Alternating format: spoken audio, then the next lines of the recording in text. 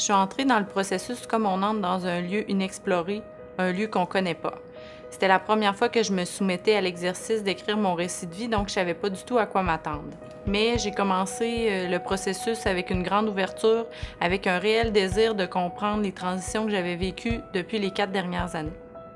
Lorsque j'ai été sollicitée pour prendre part à ce projet, j'ai accepté sans hésitation.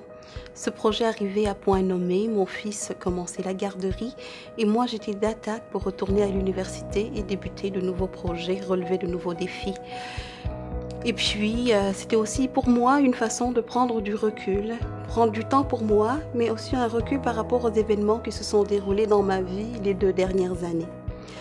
Alors grande a été aussi ma surprise de réaliser qu'il était difficile d'écrire sur soi, parce qu'au début, j'étais très contente de dire oui, ça va être facile d'écrire sur mon expérience, d'autant plus que durant la grossesse, c'était mon passe-temps favori, l'écriture.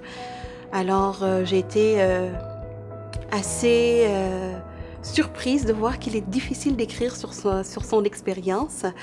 Et une fois cette épreuve passée, j'ai réalisé que j'avais beaucoup grandi.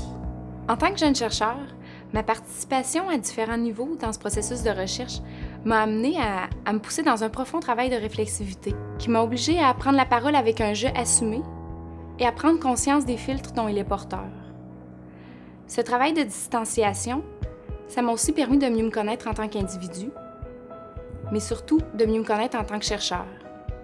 J'ai aucun doute que cette expérience va avoir un impact sur ma façon d'aborder la recherche, mais aussi sur ma façon d'aborder les acteurs qui sont au cœur de la recherche. Les récits de vie m'ont permis de faire une réflexion personnelle. Ça m'inspire beaucoup de lire toutes les épreuves à travers lesquelles j'ai passé ces 3 ans comme immigrante. En plus, les partages avec les autres, c'était très enrichissant et encourageant. J'aimerais avoir plus de temps pour consacrer à ces projets. Ça me donne la force pour poursuivre mes objectifs. Partager notre expérience avec des femmes qui ont vécu des expériences similaires, c'est une source de réconfort. Ça permet de se reconnaître dans leurs histoires. Ça permet de savoir qu'on n'est pas seul à croiser des difficultés. C'est puiser même à leurs histoires la force d'aller plus loin, de voir au-delà de nos difficultés. Ça permet de voir que derrière des femmes à l'allure modeste, il y a des femmes de courage et d'exception. Le réseau social de la famille en migration se construit souvent pendant l'accompagnement. Comme la famille immédiate et les amis proches sont demeurés au pays, j'ai souvent le privilège de sentir que je fais un peu partie de la famille. On m'invite à partager un repas, même à participer au rituel d'accueil du nouveau-né. J'accompagne en favorisant la création d'un espace pour les familles, un espace au sein de tout ce qui se passe, de ces mouvements qui arrivent pendant les zones de transition. Un espace où chacun peut se déposer, trouver sa zone de quiétude en exprimant ses émotions. Un espace pour protéger l'intimité des familles, leur force et surtout leur propre sagesse. Le collectif Les Accompagnantes est un organisme communautaire qui répond aux besoins des parents, des futurs parents. La période se situe entre le début, qui est la conception, et ensuite jusqu'à 6 semaines après la naissance de l'enfant. L'implication des intervenants communautaires se veut avant tout une implication soit à domicile, au local des accompagnantes, ou en centre hospitalier ou en maison de naissance. Dernièrement, nous avons remarqué une augmentation considérable des demandes faites par les familles immigrantes.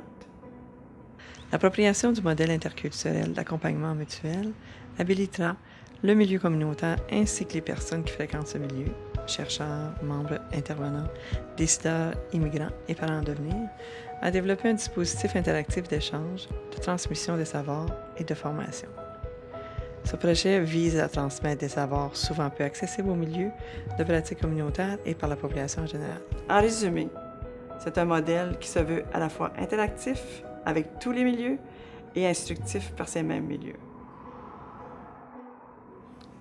Les organismes communautaires doivent veiller au bien-être d'une clientèle variée, selon leur mission, leur vision et leurs valeurs.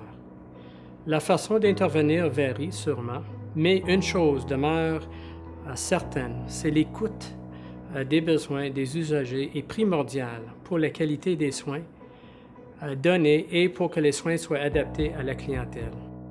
Le modèle de concertation active, tel que développé par le modèle interculturel coopératif d'accompagnement mutuel, offre aux participants un espace de partage de leurs jeux, tout en travaillant à la construction d'un nous collectif, ouvert et inclusif.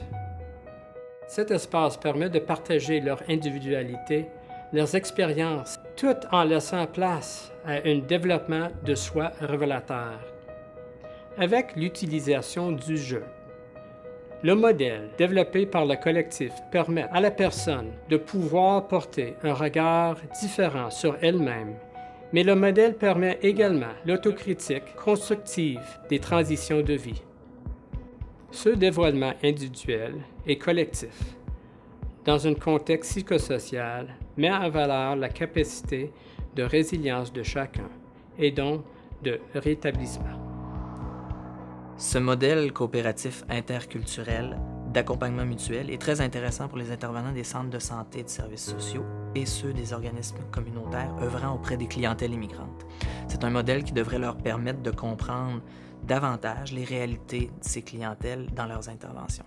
Pour nous, au niveau du système public, c'est très intéressant dans la mesure où ça nous permet de mieux connaître la réalité de la diversité culturelle dans la région et également, éventuellement, adapter nos programmes aux besoins de cette clientèle.